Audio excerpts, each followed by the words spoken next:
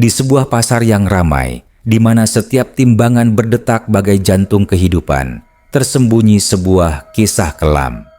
Kisah tentang Hadi, pedagang beras yang rakus, mengubah takaran demi keuntungan. Ia tak tahu, setiap gram yang ia curi akan menjadi kutukan. Jasadnya mengecil, kempis tak berisi di dalam kafan, membuat ibu-ibu menjerit ketakutan. Setelah dimakamkan, arwahnya gentayangan, bukan mencari kedamaian, melainkan pengampunan dari warga yang ia rugikan. Siapkah Anda mendengar kisahnya? Kisah yang akan membuat bulu kuduk Anda berdiri, dan mungkin membuat Anda tak lagi percaya pada setiap timbangan yang Anda lihat. Ini adalah azab yang nyata.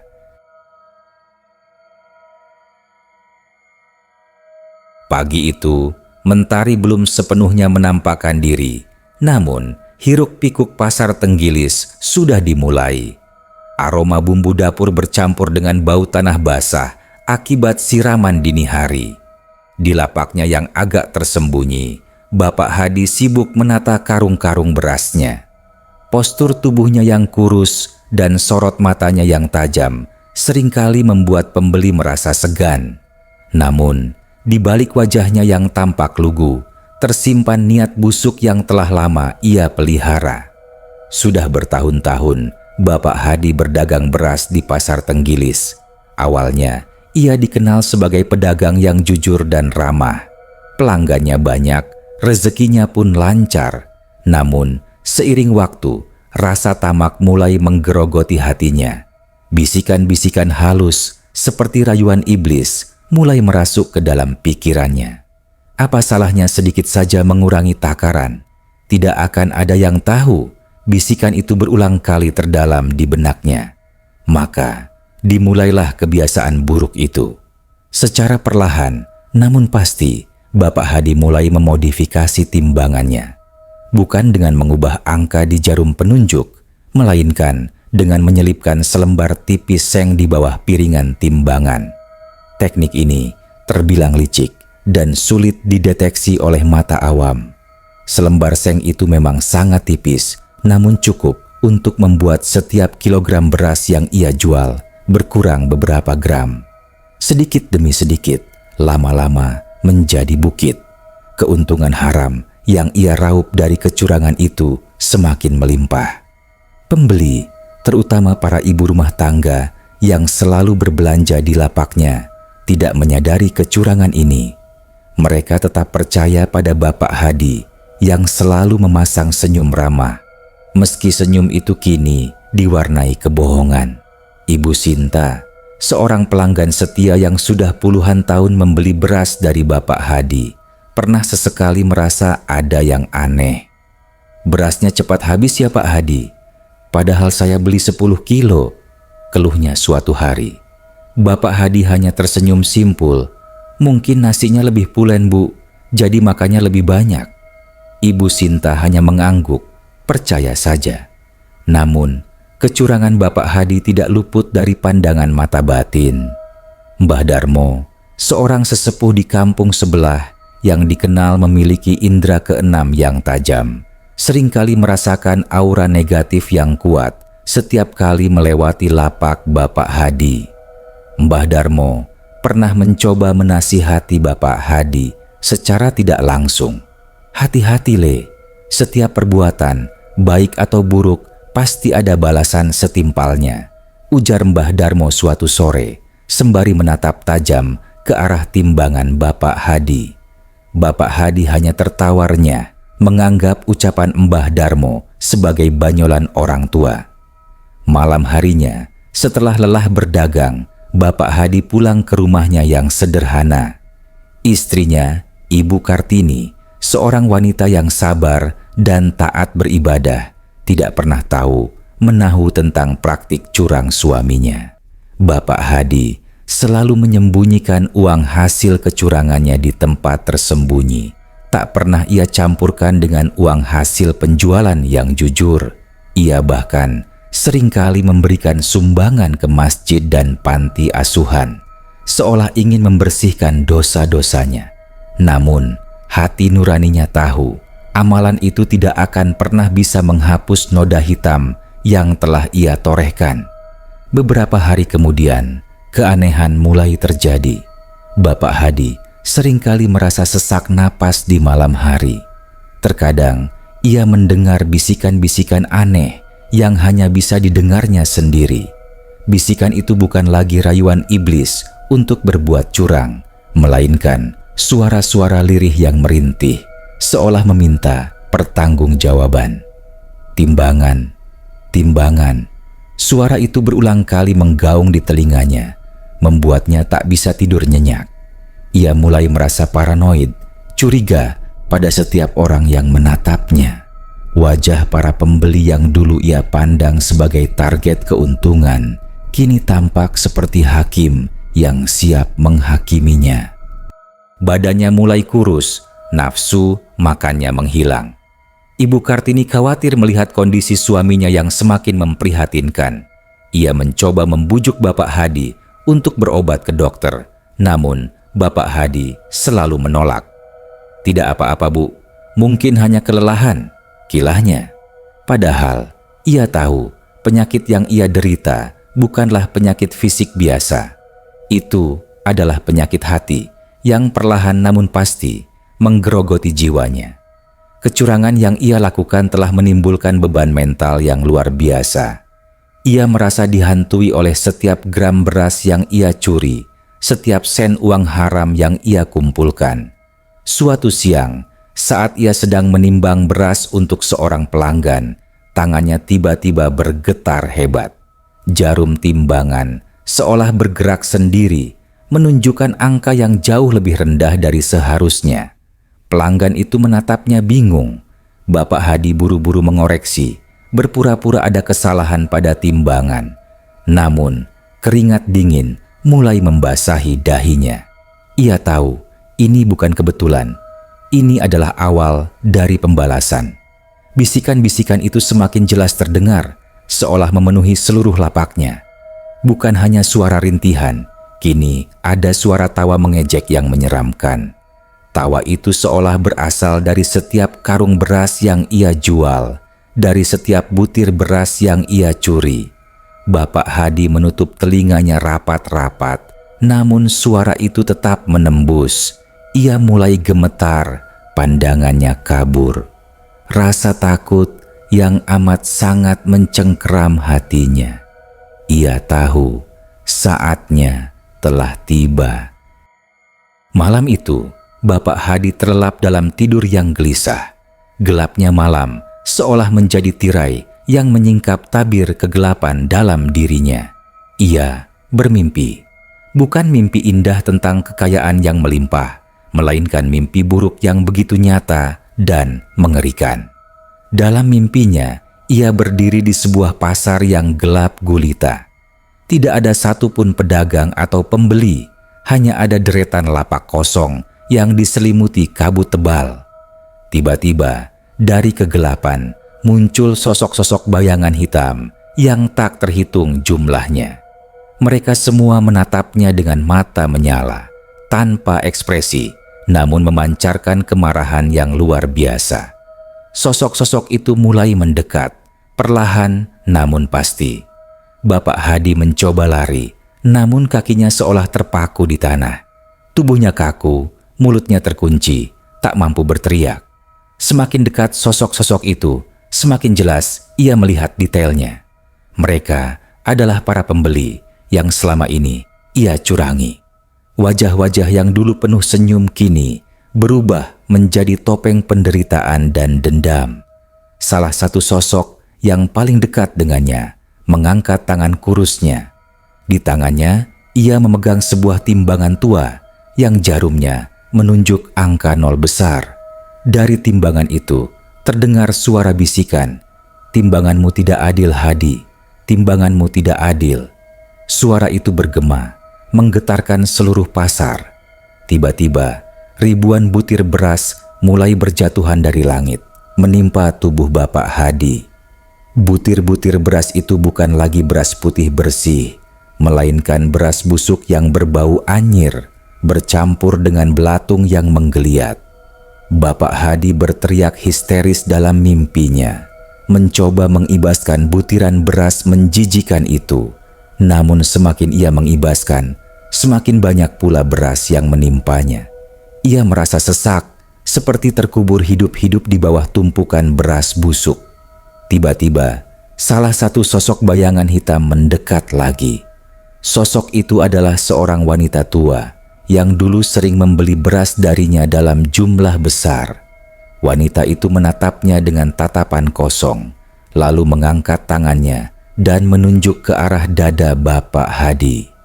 "Hatimu busuk, Hadi." Sebusuk beras-beras ini, suaranya berdesis, menusuk jantung Bapak Hadi. Seketika, Bapak Hadi merasakan sakit yang luar biasa di dadanya, seperti ada jarum tajam yang menusuk-nusuk organ dalamnya. Ia terjaga dengan napas terengah-engah, tubuhnya berlumuran keringat dingin.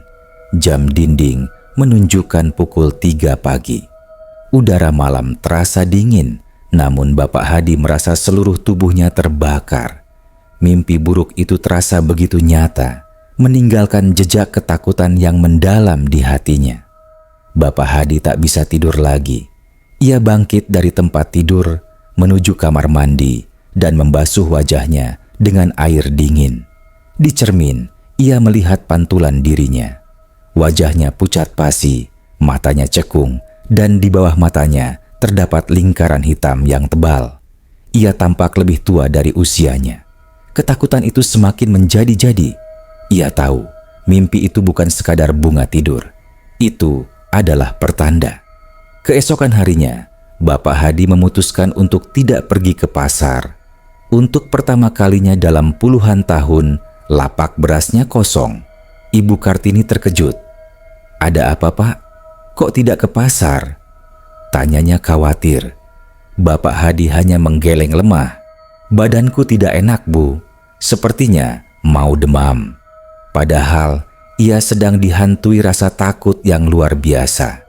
Ia merasa tidak sanggup lagi berhadapan dengan para pembeli, apalagi dengan timbangan yang seolah menjadi saksi bisu kecurangannya. Sepanjang hari itu, Bapak Hadi hanya terbaring di tempat tidur. Bisikan-bisikan itu semakin sering terdengar. Suara rintihan dan tawa mengejek tak pernah berhenti mengganggunya. Kepalanya terasa berat, seperti ditindih batu besar. Tenggorokannya kering, namun ia tak bisa menelan apapun. Setiap kali ia mencoba memejamkan mata, wajah-wajah bayangan hitam dari mimpinya kembali terbayang. Ia bahkan merasa ada tangan-tangan tak kasat mata yang mencekik lehernya, membuatnya sulit bernapas. Ibu Kartini semakin panik melihat kondisi suaminya yang terus memburuk. Ia memanggil Mbah Darmo, tetua kampung yang dihormati banyak orang. Mbah Darmo datang dengan wajah tenang, namun sorot matanya menunjukkan kesedihan yang mendalam. Ia masuk ke kamar Bapak Hadi, duduk di samping ranjang dan memejamkan mata. Beberapa saat kemudian, Mbah Darmo membuka matanya. Ia menatap Bapak Hadi dengan tatapan prihatin. "Ada yang tidak beres dengan jiwamu, Le. Ada beban berat yang kau pikul," ujar Mbah Darmo pelan. Bapak Hadi hanya bisa meneteskan air mata. Ia ingin menceritakan semuanya, namun lidahnya terasa keluh. Mbah Darmo meletakkan telapak tangannya di dahi Bapak Hadi. Seketika, tubuh Bapak Hadi kejang-kejang. Ia berteriak histeris, menyebut-nyebut angka timbangan, dan merintih minta maaf. Ibu Kartini terkejut dan ketakutan melihat suaminya seperti itu. Mbah Darmo membaca beberapa doa, mencoba mengusir energi negatif yang melingkupi Bapak Hadi. Namun, doa itu seolah tak mempan. Kekuatan gelap yang mencengkeram Bapak Hadi begitu kuat. Beberapa jam kemudian, kejang-kejang Bapak Hadi mereda. Ia terbaring lemas, napasnya terputus-putus. Keringat dingin membasahi seluruh tubuhnya. Wajahnya semakin pucat, bibirnya membiru. Mbah Darmo menggelengkan kepala. "Sudah terlalu parah, Le. Ini bukan penyakit biasa. Ini adalah karma. ucap Mbah Darmo dengan suara bergetar. Ibu Kartini menangis histeris. Ia tahu suaminya tidak akan bertahan lebih lama lagi. Malam harinya, tepat ketika azan Isya berkumandang, Bapak Hadi menghembuskan napas terakhirnya. Dengan wajah penuh penyesalan dan ketakutan, ia pergi. Ibu Kartini meraung histeris memeluk tubuh suaminya yang tak bernyawa. Mbah Darmo hanya bisa terdiam, meratapi kepergian Bapak Hadi yang begitu tragis. Namun, di dalam hatinya, ia tahu ini adalah konsekuensi dari perbuatan yang telah dilakukan Bapak Hadi selama ini. Pertanda kematian yang muncul dalam mimpi buruknya telah menjadi kenyataan. Kabar meninggalnya Bapak Hadi menyebar dengan cepat di pasar Tenggilis dan kampung sekitar. Para tetangga dan pedagang lain datang melayat, mengucapkan belasungkawa kepada Ibu Kartini yang tampak sangat terpukul. Di tengah kesedihan itu, terselip bisik-bisik. Beberapa pedagang yang pernah curiga dengan kecurangan Bapak Hadi kini merasa firasat mereka benar. Namun, tak ada yang berani mengungkapkan kecurigaan itu secara terang-terangan. Semua mata tertuju pada jenazah Bapak Hadi yang terbujur kaku di ruang tamu. Sesuai tradisi, jenazah Bapak Hadi akan segera dimandikan dan dikafankan. Para ibu-ibu pengajian dan bapak-bapak sesepuh kampung bergotong royong mempersiapkan segala sesuatunya. Ibu Kartini, meski masih dalam duka yang mendalam, berusaha tegar. Ia ingin memastikan suaminya mendapatkan penghormatan terakhir yang layak. Proses memandikan jenazah berjalan lancar, meskipun ada sedikit kejanggalan. Beberapa ibu-ibu yang memandikan jenazah Bapak Hadi merasa tubuhnya terasa sangat ringan, seolah-olah berat badannya jauh berkurang. Namun, mereka mengabaikannya, menganggapnya hanya perasaan saja karena suasana duka. Setelah dimandikan, tiba saatnya mengkafankan jenazah. Kain kafan putih bersih dibentangkan di atas dipan. Bapak-bapak yang bertugas mengkafankan jenazah mengangkat tubuh Bapak Hadi dengan hati-hati. Namun, saat mereka mencoba membungkus jenazah dengan kain kafan, keanehan pertama terjadi. Kain kafan yang seharusnya cukup untuk membungkus tubuh Bapak Hadi kini terasa terlalu longgar. Awalnya, mereka mengira salah mengambil ukuran kain. Namun, setelah diperiksa, kain kafan itu memang berukuran standar dan seharusnya pas. "Kok aneh ya Pak Haji? Rasanya tubuh Pak Hadi jadi lebih kecil," bisik salah seorang bapak-bapak kepada Pak Haji Ramli, sesepuh yang memimpin proses pengkafanan. Pak Haji Ramli hanya mengangguk, dahinya berkerut. Ia merasakan keanehan yang sama. Mereka mencoba melilitkan kain kafan itu sekali lagi, namun hasilnya tetap sama. Tubuh Bapak Hadi seolah-olah mengecil, menyusut di dalam kain kafan yang terlalu besar. Para bapak-bapak mulai merasa tidak nyaman. Mereka mencoba merapatkan lilitan kain kafan, namun tetap saja ada ruang kosong yang mencolok. Anehnya, semakin mereka merapatkan lilitan, tubuh Bapak Hadi seperti semakin menyusut. Panik mulai menjalar. Beberapa ibu-ibu yang ikut membantu di luar ruangan mulai merasakan aura dingin yang menusuk. Tiba-tiba, salah seorang bapak-bapak yang sedang memegang kepala jenazah berteriak kaget. "Astagfirullah!" Tubuhnya mengempes. Teriaknya dengan suara bergetar. Semua mata tertuju pada jenazah Bapak Hadi. Dan benar saja, di depan mata mereka, tubuh Bapak Hadi yang semula terlihat berisi, meskipun kurus, kini perlahan-lahan mulai mengempes, seperti balon yang kehilangan udara. Kulitnya terlihat mengerut, tulang-tulang menonjol, dan wajahnya semakin cekung. Para ibu-ibu yang semula membantu, sontak berteriak histeris. "Ya Allah, apa itu?" Tubuhnya kempes, pocongnya mengecil. Seru mereka panik. Ruangan itu seketika menjadi kacau balau. Para ibu-ibu kocar-kacir, ada yang berlari keluar rumah, ada yang pingsan saking takutnya. Suara tangisan dan jeritan memenuhi rumah duka. Ibu Kartini yang awalnya terdiam dalam duka, kini ikut terkejut dan ketakutan melihat pemandangan mengerikan itu. Ia tidak percaya dengan apa yang dilihatnya. Tubuh suaminya yang ia kenal selama puluhan tahun kini berubah menjadi sesuatu yang mengerikan. Pak Haji Ramli meskipun syok berusaha tetap tenang. Ia membaca ayat-ayat suci, mencoba mengusir ketakutan yang mencekam. Namun ia sendiri pun merasa bulu kuduknya berdiri.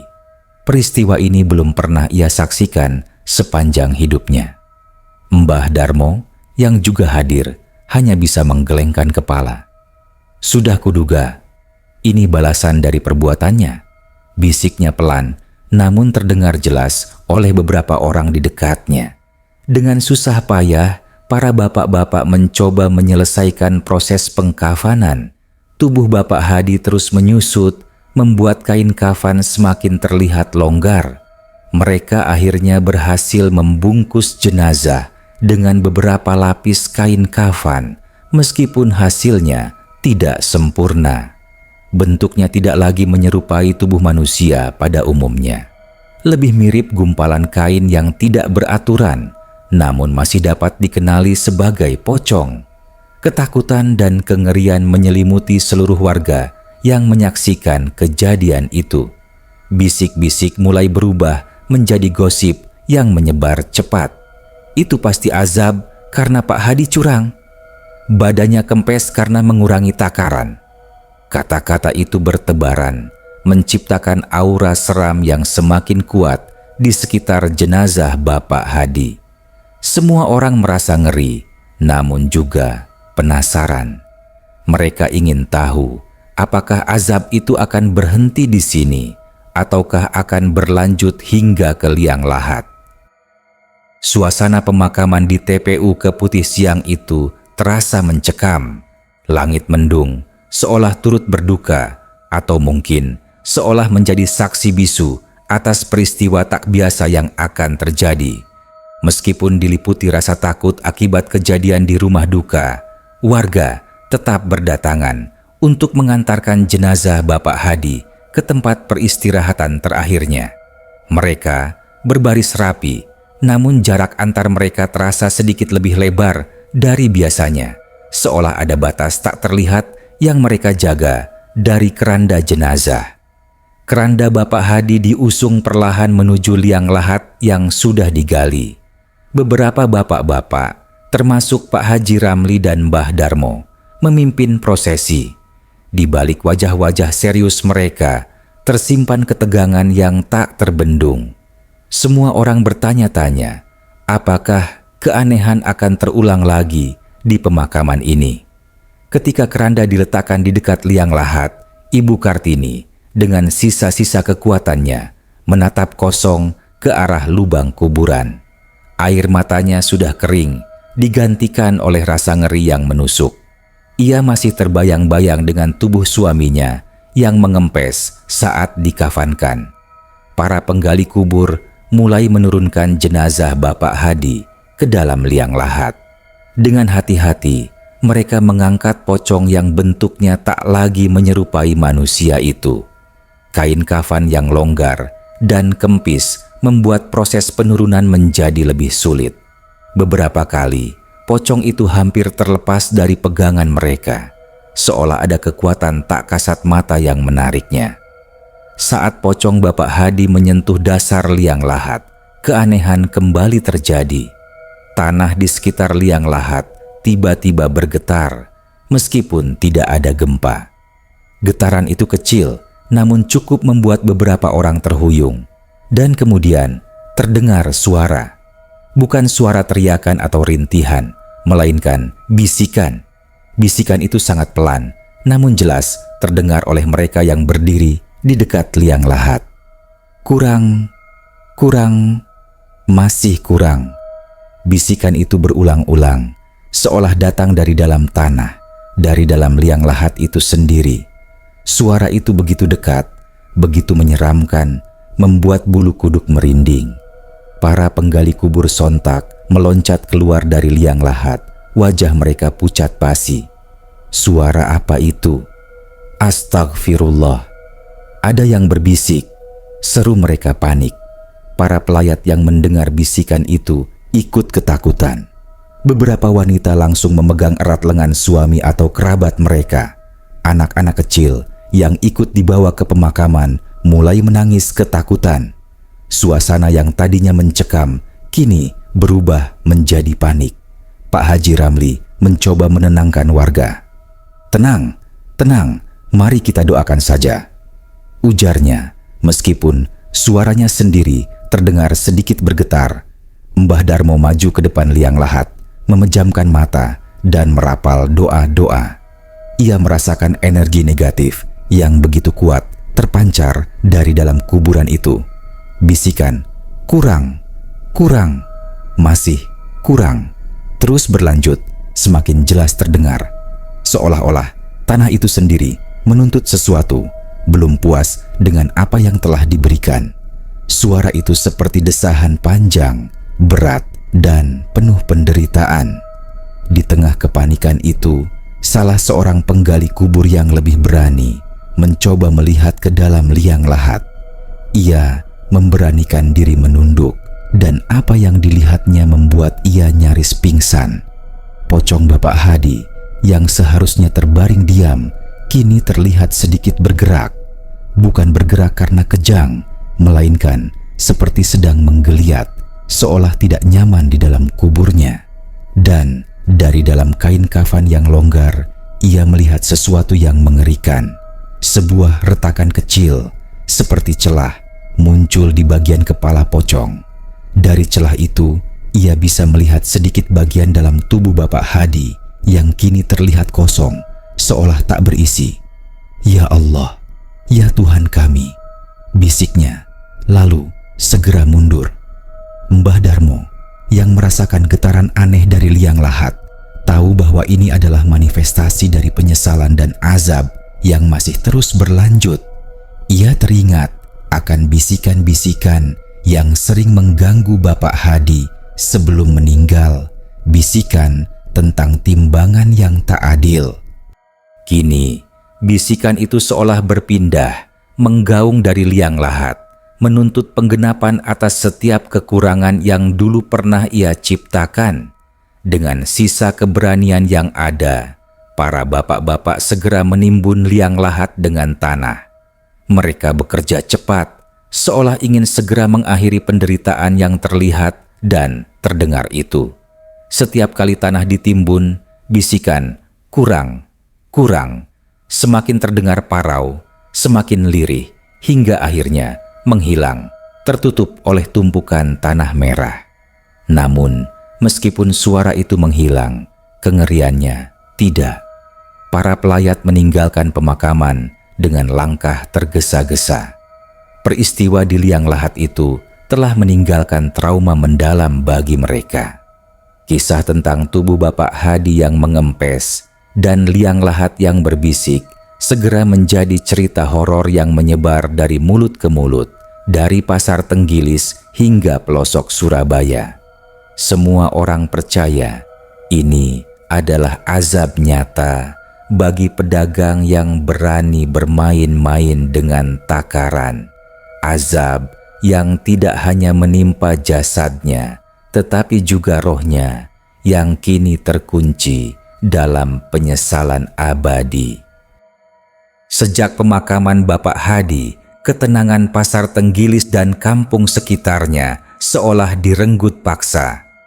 Kisah-kisah horor tentang azab timbangan yang menimpa Bapak Hadi menjadi perbincangan hangat di setiap sudut kota. Para pedagang menjadi lebih jujur dalam menimbang barang dagangan mereka, takut akan azab serupa menimpa mereka. Namun, bagi warga yang tinggal di sekitar rumah almarhum dan Pasar Tenggilis, ketakutan itu jauh lebih nyata. Beberapa malam setelah pemakaman, teror mulai menghantui. Pertama, terdengar dari rumah Bapak Hadi sendiri. Ibu Kartini yang masih berduka dan tinggal sendiri seringkali mendengar suara-suara aneh di malam hari. Suara gesekan logam yang menyerupai jarum timbangan yang berputar, disusul bisikan-bisikan lirih, "Kurang, kurang." Ibu Kartini selalu memeluk erat bantalnya, membaca ayat-ayat suci, mencoba mengusir ketakutan yang mencekik. Ia tahu suaminya tidak tenang di alam sana. Tidak hanya di rumah, teror juga mulai merambah ke pasar Tenggilis. Para penjaga pasar malam hari seringkali melaporkan kejadian aneh. Lampu-lampu pasar seringkali berkedip-kedip atau mati sendiri tanpa sebab yang jelas. Suara gemerincing timbangan kosong terdengar dari lapak Bapak Hadi yang kini kosong melompong. Bahkan beberapa kali ada yang bersumpah melihat bayangan hitam melintas cepat di antara lapak-lapak, seolah mencari sesuatu. Puncaknya adalah penampakan yang paling mengerikan. Beberapa warga yang kebetulan lewat di sekitar pasar Tenggilis pada dini hari atau bahkan di malam hari mulai melihat sosok penampakan yang sangat menyeramkan. Sosok itu adalah sesosok pocong. Namun, pocong ini tidak seperti pocong pada umumnya. Tubuhnya terlihat sangat kurus dan kempis, seolah kain kafan yang membungkusnya terlalu besar.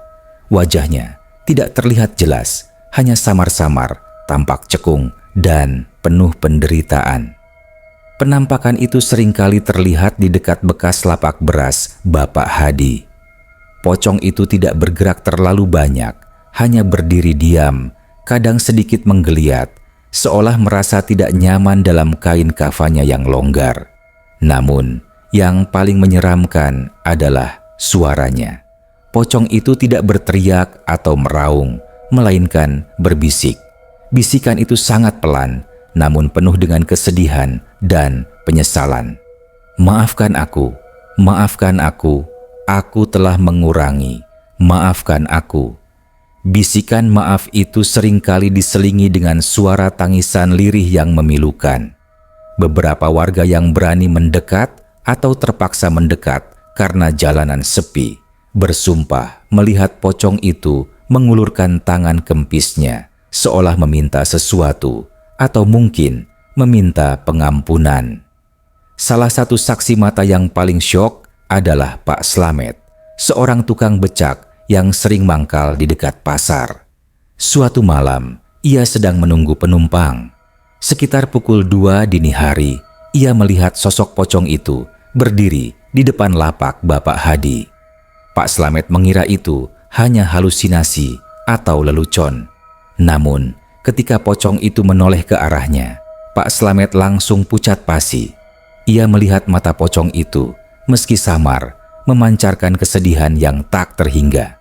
Dan kemudian, pocong itu mendekat sambil terus berbisik, "Maafkan aku, Pak Slamet, maafkan takaranku." Pak Slamet menjerit ketakutan. Ia langsung mengayuh becaknya sekencang-kencangnya, tak peduli dengan penumpang ataupun uang. Sejak kejadian itu, Pak Slamet tidak berani lagi mangkal di dekat pasar pada malam hari. Kabar penampakan pocong Bapak Hadi menyebar bagai api. Warga semakin ketakutan. Jalanan di sekitar pasar Tenggilis menjadi sepi di malam hari. Ibu-ibu melarang anak-anak mereka keluar rumah setelah maghrib. Para pedagang pun memilih untuk menutup lapak mereka lebih awal, menghindari bertemu dengan arwah penasaran Bapak Hadi. Mbah Darmo, yang sering dimintai bantuan oleh warga yang ketakutan, menjelaskan bahwa arwah Bapak Hadi belum tenang. Dia gentayangan karena penyesalan yang mendalam. Azab yang ia terima di jasadnya belum cukup untuk menebus kesalahannya, ujar Mbah Darmo. Ia menyarankan agar warga melakukan doa bersama, memohon ampunan bagi arwah Bapak Hadi, dan juga memohon perlindungan dari gangguan-gangguan gaib. Akhirnya, diadakanlah doa bersama di masjid kampung. Seluruh warga berbondong-bondong datang, memanjatkan doa-doa tulus untuk almarhum Bapak Hadi, dan juga memohon ampunan atas segala dosa yang telah ia perbuat. Mereka berharap dengan doa bersama ini, arwah Bapak Hadi bisa menemukan kedamaian dan teror di Pasar Tenggilis akan berakhir. Namun, apakah doa tulus itu cukup untuk menenangkan arwah yang penuh penyesalan? Apakah azab ini akan berhenti di sini? Warga hanya bisa berharap dan menunggu, karena mereka tahu arwah yang gentayangan karena azab terkadang sulit untuk ditenangkan. Doa bersama yang diselenggarakan di masjid kampung sedikit meredakan ketakutan warga. Meskipun bisikan-bisikan dan penampakan pocong Bapak Hadi masih sesekali terjadi, intensitasnya tidak lagi sesering sebelumnya. Warga merasa ada secercah harapan bahwa arwah Bapak Hadi perlahan mulai tenang. Namun, ketenangan itu hanyalah fata morgana. Azab dan penyesalan Bapak Hadi jauh lebih dalam dari yang mereka bayangkan. Suatu malam, sekitar sebulan setelah pemakaman, sebuah kejadian mengerikan kembali terjadi. Kali ini menimpa Ibu Sinta, pelanggan setia Bapak Hadi yang dulu sering mengeluh berasnya cepat habis. Ibu Sinta sedang tertidur pulas ketika ia mendengar suara ketukan di pintu rumahnya. Ketukan itu pelan, namun berulang dan terasa dingin, seolah menembus relung jiwanya. Ibu Sinta mengira itu adalah suaminya yang pulang terlambat dari kerja lembur. Ia bangkit dari tempat tidur, melangkah perlahan menuju pintu. Namun, ketika ia membuka pintu, ia tidak menemukan siapapun. Hanya ada kegelapan malam dan dinginnya angin yang menusuk tulang. Ibu Sinta menghela napas, berpikir itu hanya perasaannya saja. Ia kembali ke tempat tidur. Tak lama kemudian, ketukan itu terdengar lagi. Kali ini lebih keras, lebih jelas, seolah langsung di depan kamarnya. Ibu Sinta mulai merasa tidak nyaman. Ia mencoba mengabaikannya, menarik selimut hingga menutupi seluruh tubuhnya. Namun, ketukan itu semakin gencar, seperti seseorang yang tak sabar ingin masuk. Akhirnya, Ibu Sinta memberanikan diri untuk mengintip dari celah jendela. Jantungnya berdebar kencang. Ia takut dengan apa yang akan ia lihat. Ketika matanya menembus kegelapan di luar jendela, ia melihatnya. Sosok pocong kurus dan kempis berdiri tepat di depan jendelanya. Wajahnya tidak terlihat jelas, namun matanya yang sedikit terlihat dari balik kain kafan yang longgar memancarkan kesedihan yang tak terhingga. Pocong itu mengangkat tangan kempisnya dan mengetuk-ngetuk kaca jendela dengan jari-jari yang terlihat seperti tulang. Dari mulutnya terdengar bisikan lirih, "Maafkan aku, Ibu Sinta. Maafkan aku, takaranku kurang. Aku menyesal." Ibu Sinta menjerit histeris. Ia terhuyung mundur, tubuhnya lemas, dan ia pun pingsan. Suaminya yang terbangun karena jeritan Ibu Sinta langsung mendapati istrinya tergeletak di lantai. Ia panik, segera mengangkat istrinya dan memberikan pertolongan pertama. Setelah Ibu Sinta sadar, ia menceritakan apa yang dilihatnya dengan gemetar. Suaminya yang awalnya tidak percaya mulai merinding. Kabar tentang penampakan pocong Bapak Hadi yang mengetuk pintu rumah warga menyebar lagi. Kali ini, kepanikan warga mencapai puncaknya. Mereka merasa teror ini tidak akan pernah berakhir. Arwah Bapak Hadi tidak hanya gentayangan di pasar, tapi kini mendatangi rumah-rumah warga secara langsung, seolah meminta pengampunan dari setiap orang yang pernah ia curangi. Mbah Darmo kembali dipanggil. Ia mendengarkan cerita Ibu Sinta dengan seksama. Ini adalah pertanda bahwa arwahnya belum tenang. Nah, penyesalan yang mendalam atas perbuatannya saat hidup membuatnya terperangkap di antara dua alam. Jelas Mbah Darmo. Ia mengatakan bahwa satu-satunya cara untuk menenangkan arwah Bapak Hadi adalah dengan mengikhlaskan dan memaafkan kesalahannya. Maka disepakatilah untuk mengadakan sebuah acara kecil, sebuah semacam ritual pengampunan di rumah Ibu Kartini. Warga yang dulu sering membeli beras dari Bapak Hadi diundang. Mereka berkumpul, membaca doa-doa, dan secara bergantian mengucapkan kata maaf untuk Bapak Hadi, mengikhlaskan segala kekurangan takaran yang dulu ia perbuat. Ibu Kartini dengan suara bergetar juga mengucapkan maaf dan ikhlas atas segala kesalahan suaminya. Ia memohon kepada warga untuk melakukan hal yang sama. Satu persatu, dengan berat hati namun tulus, warga mengucap, "Kami maafkan, Pak Hadi, kami ikhlas." Tepat setelah kata-kata pengampunan terakhir diucapkan, tiba-tiba sebuah angin dingin berhembus melalui jendela rumah. Angin itu tidak kencang, namun terasa sangat aneh, seolah membawa sesuatu.